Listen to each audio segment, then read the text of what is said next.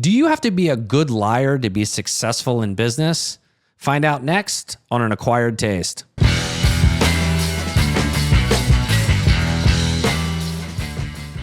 Over the past year, I kept wondering if people were lying more often. I didn't really have any specific data point or something to point to where I could say, this is why I think people are lying more often. It just felt like it, a vibe, a feeling, a sense. I don't know. Nothing concrete, certainly nothing scientifically.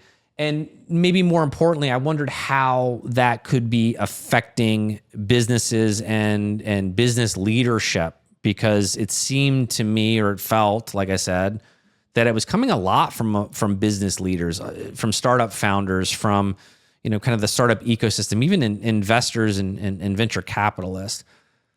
And so I started looking into it, and the bottom line is I haven't found anything of merit that says that people are actually lying more often now than ever before. But I did find a couple of interesting statistics about lying, which was the following. So according to a study at UMass, 60% of people can't go more than 10 minutes without lying. And I know what you're probably doing right now, which is exactly what I did when I read that statistic, which is, is that true for me? Do I lie at least once every 10 minutes? I'd like to say no, but I don't know that I'm the best judge of that internally. And I'm still wrestling with that. So whatever. The same study found that Americans lie 11 times per week on average. So if you're not in that 60% that can't go more than 10 minutes, you're in the average that you lie 11 times per week. Again, that's another kind of self-reflection moment where it's like, yeah, that probably tracks. I mean, small lies, big lies. We'll get into the difference between the types of lies and what they potentially mean. And according to an org called Golden Steps ABA, never heard of them, but this was interesting all the same. An average of 6 lies are told to spouses, coworkers, partners, and supervisors every day. So kind of a mixed message here. One is, people aren't actually lying more often, but people lie a lot. So what I'm sensing, I think, is not that people are doing it more often, but that I'm more aware of it. And there are a couple of examples that, theorize that the frequency or volume of lies on a per person basis hasn't changed, but the impact has, because lies have a way of going viral. Whether it's online, whether it's through, mainstream media, whatever the case may be, lies get amplified very easily in our culture because we have so much access to so much different information all the time. And a couple of kind of, cultural examples of this was weapons of mass destruction in Iraq. It was almost the entire public justification for why, Desert Storm even happened in the first place, like why we sent troops to Iraq, why we felt we needed to liberate Kuwait and then go into Iraq and find these weapons of mass destruction that ended up not existing, or certainly not in the form or capability that was told to the public. The MMR vaccine causing autism, widely debunked. Pizzagate, I won't even repeat that one. You can look it up. It was horrific. Certainly been shown to be false, but it was lies told over and over and over again. And that's kind of on the cultural scale, so be it. But you start looking at some of the business cases around these lies, and they're kind of awful. I'll just go through a quick list that I pulled together. One was, Enron, right? So Enron used very shady accounting practices to hide debt and inflate their profits. The entire company was basically built off these off-book entities and fake earnings. They kind of created their own accounting, and what was worth Arthur Andersen, which was what it was referred to at the time, it's now Accenture, they signed off on it, and they were culpable in a lot of that. Wirecard, which was a fintech company, I think it was German, they claimed to have billions in bank accounts across Asia. 1.9 billion in cash never existed. And they just made the numbers up, and the CEO got arrested. German regulators were embarrassed, and it was one of the largest financial frauds in European history. Valiant Pharmaceuticals, they used secret pharmacies and aggressive price hikes to create fake demand and obscure revenue sources. They were inflating sales and creating artificial growth. The stock crashed 90%. Congressional hearings were formed, and it sparked debate on pharmaceutical ethics, which is always a debate that's going on.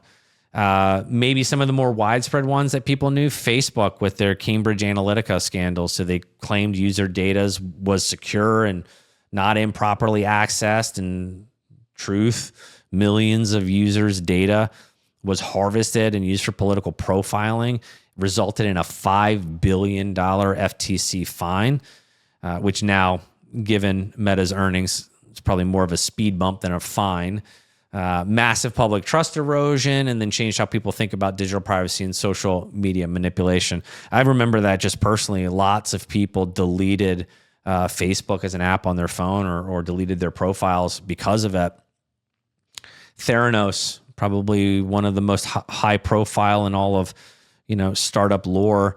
Elizabeth Holmes claimed her startup could run hundreds of tests based on a single drop of blood with this tiny machine. And the reality was the tech didn't work. The tests were faked or actually run on a competitor's machine, not doing any of what Holmes said Theranos could do. She had raised $700 million from investors based off of these promises of technology that didn't work. It had a $9 billion valuation before it collapsed. And Holmes was convicted of fraud in 2022 and sentenced to prison. And despite all of this, and despite now knowing all the things that we know, we're not getting any better at catching lies, but we think we are. Just a quick timeout to ask you if you'd please hit that subscribe button. 88% of people who watch our videos are not subscribed to our channel. So if you want the latest on startup news, technology, innovation, or even just business discussions, click that subscribe button. Promise to give you some good content. One long form video a week and several shorts along the way. Hit that subscribe button. Help us reach our goal of 5 new subscribers every single week. Thanks so much. So a couple of statistics. This one's from Sage Journals. So the average accuracy of a meta-analysis of 206 different studies involving 24,000 participants found that people correctly identify lies only about 54% of the time. So basically barely better than flipping a coin. And humans have a natural tendency to believe others, known as truth bias. This inclination makes us more likely to accept statements as true, which can hinder our ability to detect deception. That's from Psychology Today. So what do we want to do about this? Why does it matter? And I'm going to tie this back to business and startups in just a second. But a couple of things that I researched and I found and I want to share with you, which is recognizing the types of lies. So there's an individual named Dr. Pamela Meyer, excuse me. She's an author of Lie Spotting, which I need to put on my buy list for new books. But her take on it is that not all lies are equal. For example, some are what she calls protective lies, so saving face. Some are malicious lies, so it's for sabotage or self-gain. And then some are cultural lies, which is social smoothing. So, don't worry about that. It's not a big deal. It's trying to make people feel better. And her advice is don't treat every lie as the same, and the context matters. So bringing this all back to business and startups and business leadership and growth and business health. Leadership matters when it comes to credibility. Leadership matters when it comes to character or perceived character. And in my experience, nothing destroys that faster than someone lying to you. And it kind of comes in waves.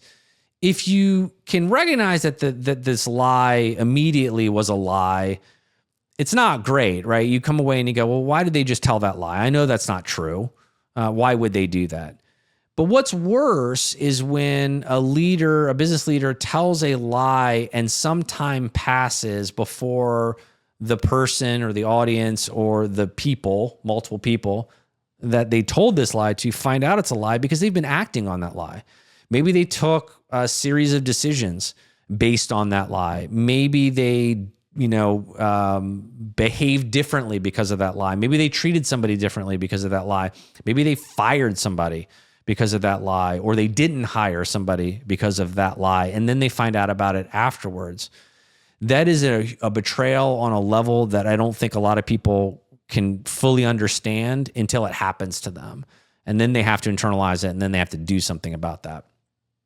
So what do we do about it? There's a couple of things that you want to think about. If you're leading a team, if you're leading a startup, there are a couple of opportunities for you to build a high trust, high performing organization. And one of those ways is to create a culture of psychological safety. So Amy Edmondson of the Harvard Business School was talking about that when employees fear retaliation, they're more likely to lie or withhold the truth.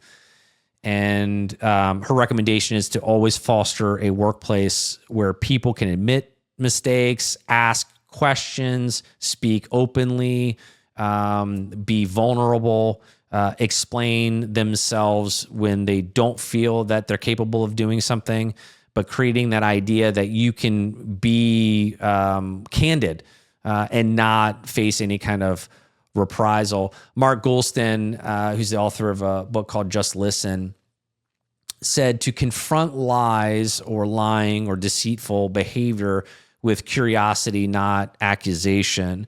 So if you suspect that someone is lying, don't go on the attack. Ask open-ended, non-threatening questions to invite honesty.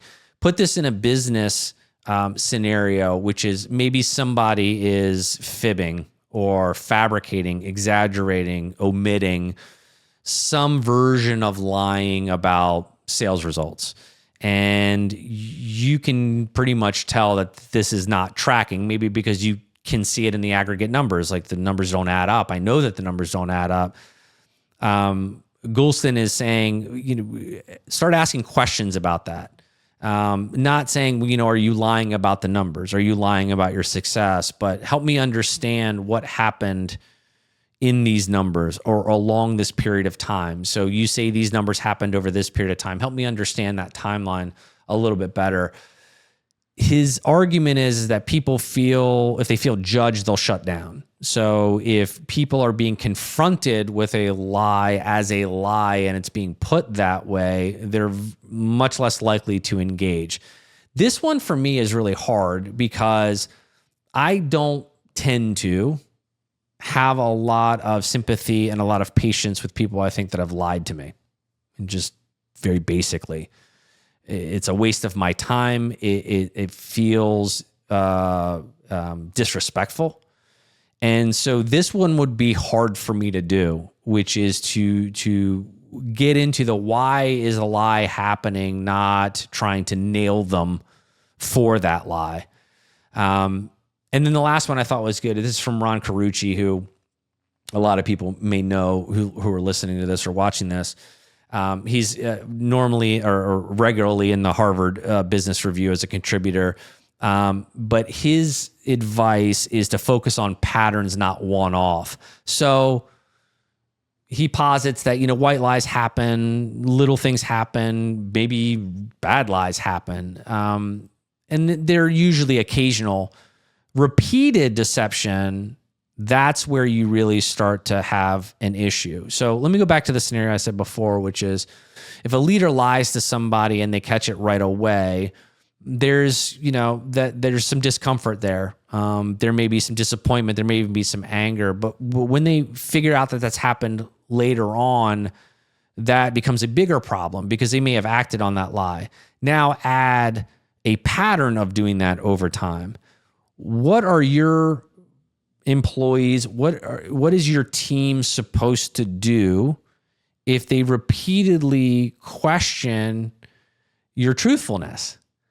Even if you are being truthful, but they even if they just question it, that trust erosion is kind of everything. And so if you're going to have difficult conversations, if you're going to have to provide difficult numbers, do it transparently, do it honestly, because if they think you're lying and if they think you lie often, you're in real trouble. I think the big takeaway here is going back to the beginning, which is people aren't actually lying more often. I think we're more aware of it. I think lies have a way of traveling faster and doing more damage than ever before because of the way that we communicate and how efficiently we can communicate, namely digitally, emails, social media, vlogs, whatever the case may be. We can repeat a lie very efficiently. But my guess is that if you're really focusing on, are we a trustworthy organization? Am I a trustworthy leader? Then you're going to have better results and you're going to have greater success, because organizations that can operate in a transparent, candid, and when necessary, vulnerable way, those are the teams that tend to do better. Thanks for tuning in to this episode of An Acquired Taste. See you next time. And as always, like, comment, and subscribe.